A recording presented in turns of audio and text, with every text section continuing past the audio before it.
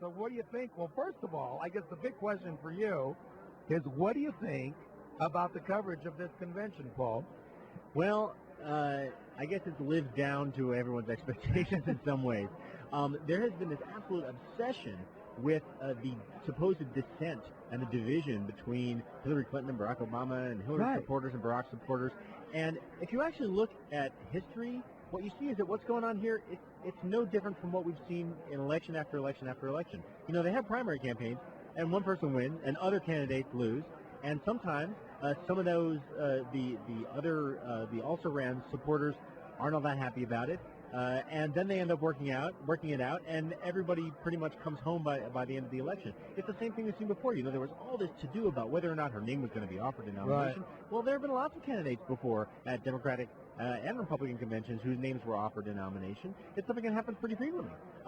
And it's not something that seems to bother anybody. And yet, on the part of so much of the media, there's this kind of desperate search to find a Hillary supporter who says she's not going to vote for Barack Obama. And you can probably find one. I mean, in recent elections, about 90% of Democrats have voted for the Democratic candidate, and about 90% of Republicans have voted for the Republican candidate. So there are a few out there who are voting for the other side. You can find them, but that doesn't mean that they are somehow some kind of important segment of the population. Right. And the other part of it is that I haven't seen any discussion at all in the press in recent months about whether or not there is some kind of a critical division within the Republican Party. I mean, after all, there were people who supported Mitt Romney and Mike Huckabee and Fred Thompson and Ron Paul in the Republican primaries. Are they voting for McCain? One of the things we found is that we tried to find a pollster who would even ask the question, and nobody had even asked. Really? Republicans, who did you vote for in the primary, and are you willing to go vote for McCain? It's like it hasn't even occurred to them that there might be a similar division, or maybe even a worse division in the Republican Party as there is in the Democratic Party.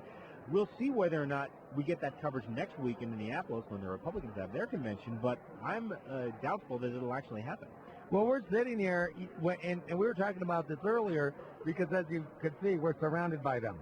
We are just absolutely surrounded by them, and we could hear the questions that are asked, and they definitely are asking these delegates like very, very, questions only about Hillary, a lot of baiting questions, nothing about the policies, nothing about even if you want to do kind of soft news type stuff, then why did you come to the convention? How did your family afford to get you here? Why have you always volunteered for the party? You can do that sort of stuff too if you don't want to do hard news, and if you don't want to talk about policies, which these guys seem like they don't want to, quite frankly.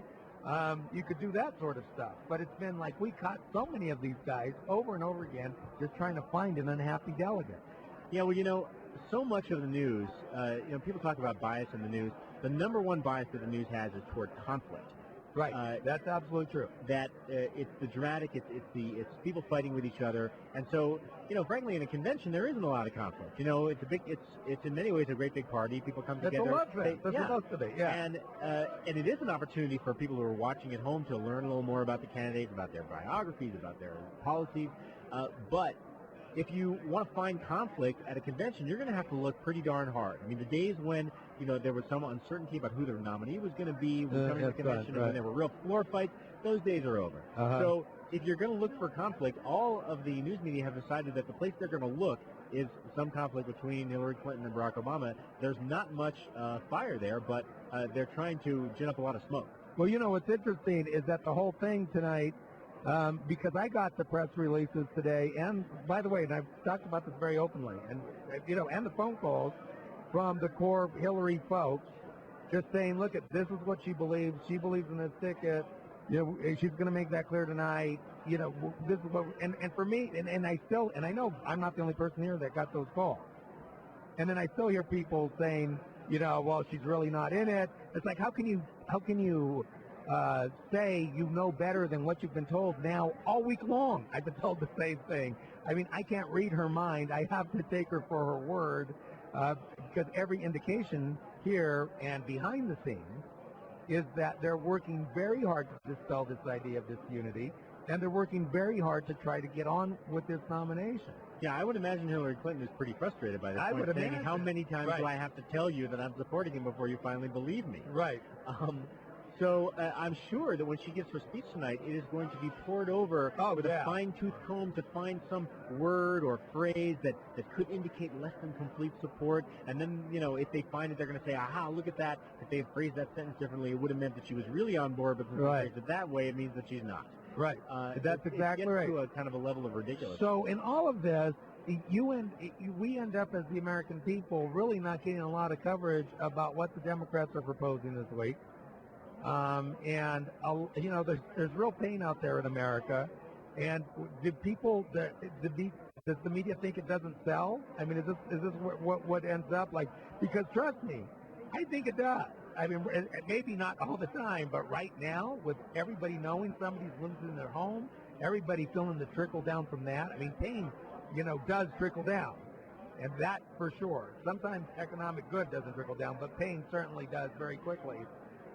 They're not getting any of that on any of the news that I'm not. Now, granted, I'm here. I only try to catch up with the coverage at night, the CESAT, and shows me what's been going on.